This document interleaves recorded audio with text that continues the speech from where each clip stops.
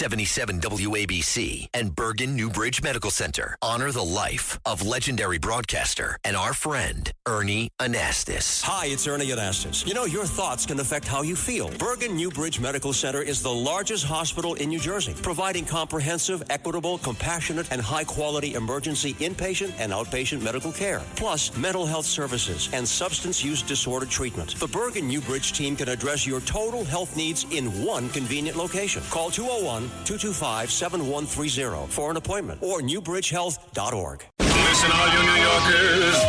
Excuse me, taxi. Okay, man, we're looking around. This is the 77 WABC minicast. We're coming up to a long weekend with Mother's Day.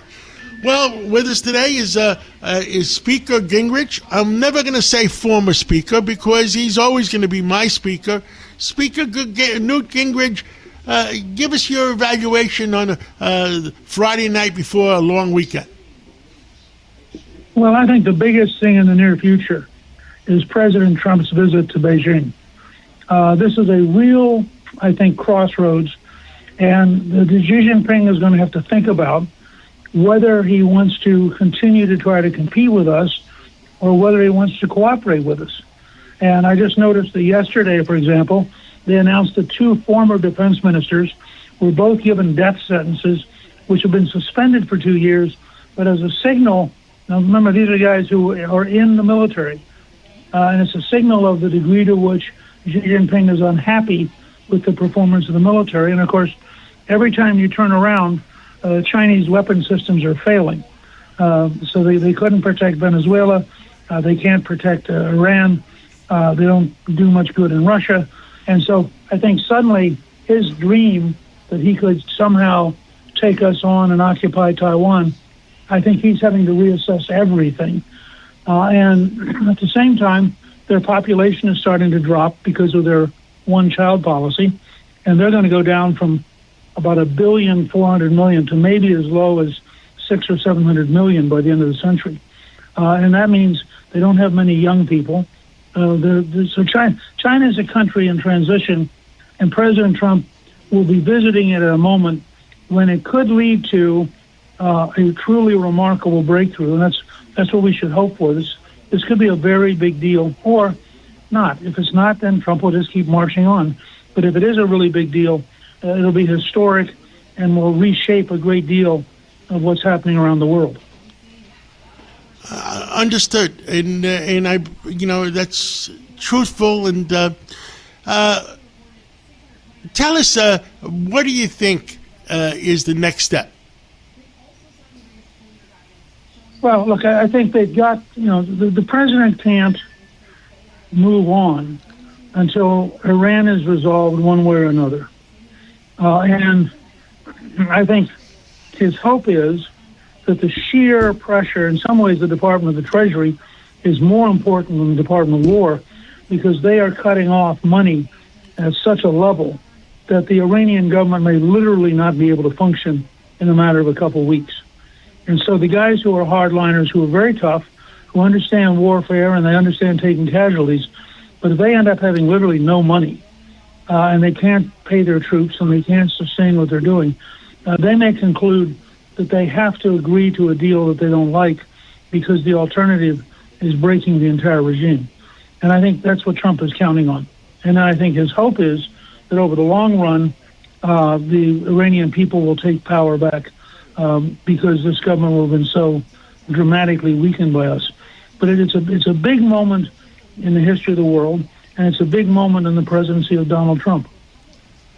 Understood. One more thing. I just need your opinion on the New York Times did an article on Friday morning saying that we're running low on armaments. Armaments? Okay. You see, yeah. My English was not my first language. Any opinion on that? Because I guess they got the pulse. Yes. The pulse of the situation. No, yes, go ahead. There are two things wrong. One, we build exquisitely, amazingly advanced weapons, and they're very expensive.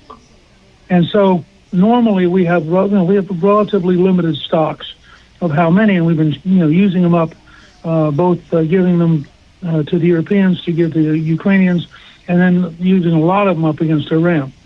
There are two problems. One is to expand production, which we're doing, but the other is use common sense and use less expensive weapons. The Ukrainians are now building 1 million drones a year, and they're very sophisticated drones. They're hitting places in Russia 1,200 or 1,300 miles away. They're tearing up the Russian oil industry. They also have defensive drones. They build drones for like $2,000. We build Patriot missiles for $7 or $8 or $9 million. Well, if you're using a $9 million missile to kill a $200 drone, I mean, look, John, you're a great businessman. You've been amazingly successful. If somebody walked into you and said, I got this great idea, I'm going to spend $9 million to kill a $200 million missile, you'd immediately know that's so stupid. You wouldn't know why you're having the conversation. And so they've got to go through a real transition. They're beginning to buy a lot more drones, for one thing. But there's no question in the short run we're going to have a shortage. And if the Chinese were willing to take gigantic risk, they could decide this was the moment to test us. Because, frankly, we'll be able to scrape together enough stuff for Iran, but in the process, we're moving things out of everywhere else in the world. But that was a decision we made a long time ago. We used to have a policy to be able to fight two major wars at the same time. We gave that up as too expensive. So now you have the consequence. We're able to fight one pretty significant war at a time, and we're going to have to rebuild our industrial base to be able to do more than that. Exactly. The new wars. We have the drones. And the new wars is that people don't realize it yet. We're never going to send troops in again because the Department of Defense or the Pentagon, whoever it may be, they're preparing soldiers that are robots. So is that going to be the new warfare? Drones and robots and underwater and they're working on underwater drones. Yeah, there's a development. I think it's called. I probably have the wrong title. It's called the Ghost Shark, which is being built for Australia, which is an unmanned submarine, which means you don't have to have oxygen, you don't have to have space, you don't have to have a commissary or a kitchen, and then that submarine carries a large number of torpedoes. It can go out about 2,000 miles by itself. In an unmanned setting, and it's the beginning of a different world. If you look at the Ukrainians carefully, they are now, I think, 80% of the casualties that they're imposing on the Russians come from drones. They have really saved a lot of Ukrainian lives because they back their troops out. We used to have this rule in World War II. The slogan was, send a bullet, not a body. And we would go into an area, we'd use a huge amount of artillery fire and a huge amount of tank fire, but we would minimize the risk to Americans. And I think what you're seeing now is the combination of artificial intelligence, space-based assets, and devices like drones that are going to revolutionize warfare in ways we can't even quite imagine yet.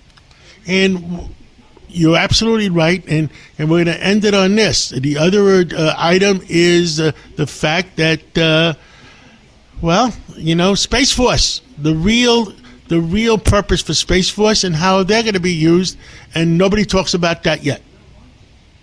That's right, and it frankly worries the Air Force and the Navy because there are a lot of things you could do from space that you wouldn't necessarily have a manned airplane doing.